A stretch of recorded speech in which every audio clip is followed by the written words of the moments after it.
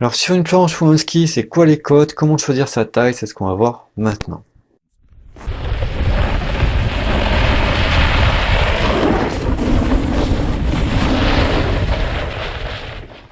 Salut, aujourd'hui on va parler de la forme, du rayon et de la longueur de nos planches.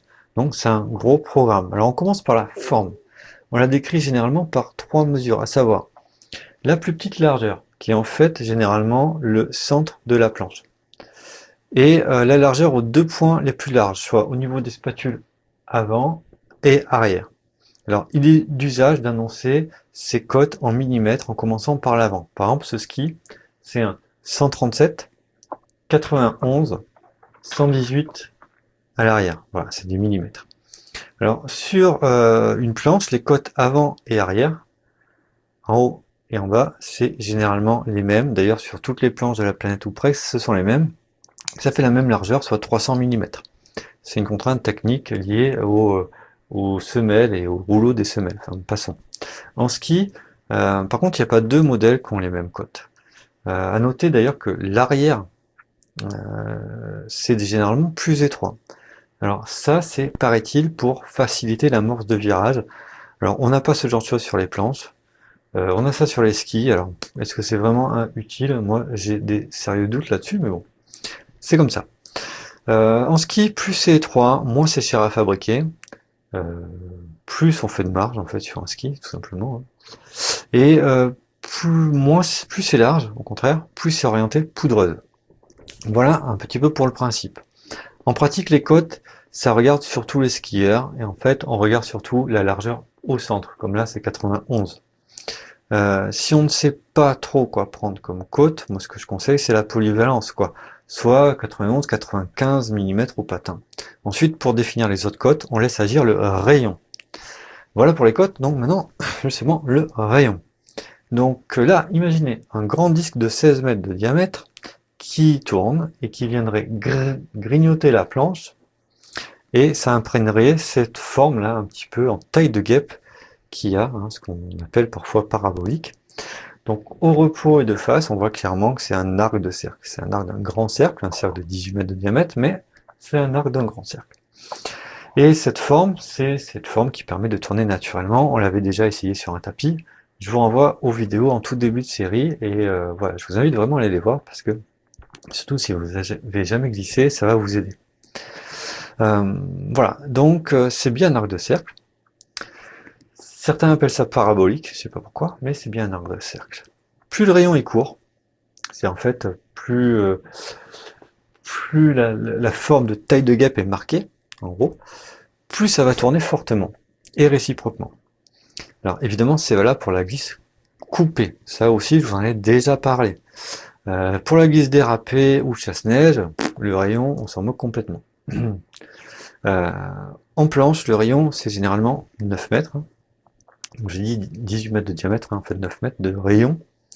En ski, le rayon, il est autour de, alors on va dire 13 mètres si on aime les virages qui sont serrés. Euh, Entre 16 mètres 50 et 18 mètres pour un choix équilibré, plutôt conseillé. 20 mètres si on aime les virages très amples. Sur des skis qui sont spécialisés, là on peut avoir des rayons qui vont carrément depuis 10 mètres, donc des trucs qui tournent alors, hyper fort, jusqu'à 50 mètres, c'est-à-dire des trucs on les incline, ça tourne à peine. Donc voilà pour les côtes et le rayon. Maintenant la longueur. Alors, avant de commencer à choisir la longueur, on va essayer de comprendre comment les fabricants font en pratique pour décliner un même modèle en plusieurs longueurs. Alors là, sur cet aspect-là, si vous ne suivez pas tout, c'est pas grave. C'est assez complexe, mais ça peut peut-être aider pas mal d'entre vous. Donc, c'est très bref, mais je vais essayer de faire clair. Imaginez, par exemple, que je reprends mes petites planches. Imaginez que j'agrandisse cette planche, en fait, en l'étirant pour faire un modèle plus long. Si je cherche à garder les mêmes cotes entre les deux tailles, c'est-à-dire même largeur ici, ici et ici, au niveau de l'élastique. Voilà. Si je souhaite garder ces mêmes dimensions et que je fais une planche plus longue, ce qui va varier, c'est forcément le rayon. Voilà. J'ai pas le choix. Mathématiquement, je suis obligé Voilà, essayez de prendre un compas, essayez de poser ça dans tous les sens, vous êtes obligé de changer le rayon. Alors comment fait-on? Ben, côté planche, généralement c'est très simple en fait. Quelle que soit la taille de la planche, la largeur aux spatules est la mètre, 300 mm, et le rayon est de 9 mètres. Donc, ce qui va varier dans le dessin, c'est la largeur au centre. Amusez-vous avec un compas si c'est pas très clair, vous allez comprendre. Normalement, un vendeur, en fait, doit vous donner la largeur au centre en fonction de la taille de la planche. Ça, c'est ce qu'on est censé voir normalement. En ski, c'est une autre histoire. Ouh là là.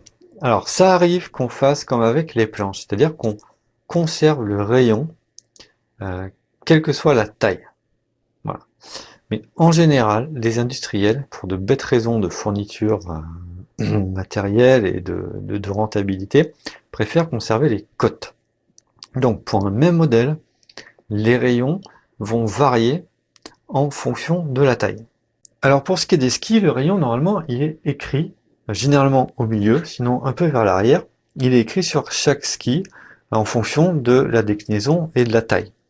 Or, si on achète par exemple par correspondance, il n'est indiqué souvent qu'une seule valeur dans les descriptifs, et en fait on ignore à quelle taille se rapporte cette valeur.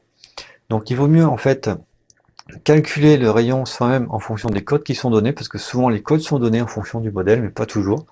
Donc ça, il y a des calculateurs qui existent en ligne, hein. Il y a une petite astuce à comprendre, voir en description d'ailleurs, je vous explique ça. Et en fait, faut vraiment vérifier parce que un ski qui est annoncé à 13 mètres de rayon, dans la taille qu'on choisit pour soi, bah, ça peut être un ski qui a tout à fait 17 mètres de rayon, c'est tout à fait raisonnable. Donc attention à bien vérifier ça, surtout quand on achète par correspondance. Revenons à des choses plus claires. Déjà, pourquoi est-ce qu'il y a différentes tailles? Donc ça, c'est une excellente question. Si la planche est trop longue pour soi, elle sera plus difficile à faire tourner, notamment en glisse dérapée, et elle sera inutilement lourde en fait. Au contraire, si elle est trop courte, elle risque d'avoir en fait une portance trop faible pour son poids, et on risque de planter en fait, et une longueur de quart qui est insuffisante pour bien accrocher la neige par rapport à son poids encore une fois. Cela dit, comment choisir la bonne taille? Maintenant qu'on a compris à quoi ça servait de choisir une bonne taille. Mais en fait, on a vu que c'est essentiellement lié au poids. C'est donc en toute logique que les commerçants vous conseillent de choisir en fonction de votre taille. Ne cherchez pas à comprendre. En ski, voilà, c'est comme ça. C'est bizarre, c'est comme ça. En ski, on conseille souvent de prendre en fait sa taille. Donc, si on mesure par exemple 1,60 m, prendre un ski de 1,60 m, c'est pas compliqué. Ou bien plus court, donc à hauteur du nez si on est plutôt sur un programme figure, ou si on est plutôt pour un programme débutant. Ou bien plus long, donc sa taille plus 10 cm, si on est plutôt sur un programme hors piste, pour augmenter un peu la portance du ski. En planche, ce qu'on conseille souvent, c'est de prendre en fait à hauteur épaule. Donc ça, c'est vraiment une référence stable. Ou bien on prend 10 cm plus court pour les figures ou si jamais on débute. Et on peut prendre à hauteur du menton, niveau expert piste, et hauteur du nez pour le hors piste. Alors, ça c'est ce qu'on peut trouver comme info, ce sont des bons principes, mais se baser uniquement sur la taille, c'est effectivement pas tout à fait absurde, mais presque, voilà, pas très loin. Donc certes, plus on est grand, plus on pèse, mais bon, pas toujours, quoi. Il y a des grands costauds, il y a des grands minces, enfin, il y a des petits, enfin bon, il y a tout, quoi. Donc moi ce que je propose en descriptif, c'est de vous donner des tableaux, donc c'est indicatif, c'est moi qui les ai calculés. Pour ski et snowboard, où je tiens compte justement là de la taille, oui, mais essentiellement du poids, et aussi du niveau. Donc il faut aussi tenir compte du programme, hein, qu'est-ce que vous envisagez de faire avec. Pour les figures par exemple, on préférera des planches plutôt courtes, pour ne pas avoir en fait à manœuvrer un bateau une fois qu'on est en l'air, quoi. En plus, ce sera plus léger. Pour leur piste, au contraire, on cherchera à augmenter la surface, donc la portance, et donc on cherchera à prendre plus long. Donc il faut aussi tenir compte du programme. Long, c'est pas sans inconvénient, hein, parce que non seulement le poids est plus élevé, mais si vous avez bien tout compris, la petite parenthèse là sur comment on dérive un modèle en plusieurs tailles. Si on prend une planche trop grande, on va avoir un milieu très étroit, peut-être trop étroit si on a des grands pieds. Et bon, si vous comprenez pas, c'est pas trop grave. Mais en ski, là, ce qu'on risque d'avoir, c'est un rayon trop grand, si on prend des skis trop grands. Bref, voilà. J'ai essayé de synthétiser tout ça, il y a plein de notions, si vous n'avez pas tout compris, ça viendra, mais en résumé, choisissez bien la taille en fonction de votre poids avant tout, de votre taille, de votre programme et de votre niveau. Et pour vous aider, allez voir les tableaux en description. Et c'est tout, voilà, c'est tout pour aujourd'hui. Donc n'hésitez pas à aimer, à partager, à commenter. Ben, dites-nous qu'est-ce que vous faites, combien vous pesez, quelle taille vous faites, qu'est-ce que vous prenez, pourquoi. Voilà, n'hésitez pas à partager, à témoigner de vos expériences. On se retrouve très bientôt. D'ici là, ben, glissez bien, amusez-vous bien, portez-vous bien. Ciao!